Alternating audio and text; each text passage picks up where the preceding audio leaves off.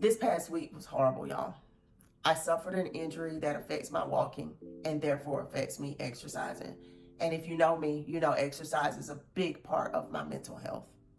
Then on top of that, you can probably still hear it, I got sick. I got very congested, very tired, didn't want to eat, nothing, y'all. And that's when the devil comes.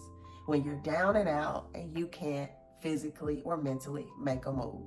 He took advantage of all of that mental fog, of all of the pain that I was going through, and started to seep in these messages. You're not worthy. You ain't about nothing. You ain't gonna do nothing. You're lazy. You're this. You're that. You'll never write that book. You'll never finish up this. All these things, y'all. And at first, because I was so defeated, I started to play into his hand, and I almost walked back into that pit of depression and anxiety. But God, He helped me to understand that broken crayons still color.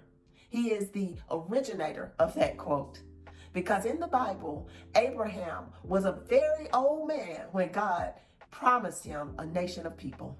Sarah, his wife, she was old, she was barren. She laughed, she mocked God because she didn't think she could conceive, but yet she did. Moses was a stutterer and a murderer, yet God used him to bring the people out of Egypt. Gideon thought he was the least of his family, and he was afraid to be the mighty warrior that God knew he could be, but yet God was able to use him. And let's not talk about Job, y'all. This man lost his children. He was a bereaved parent. He lost all of his money. He lost that wealth.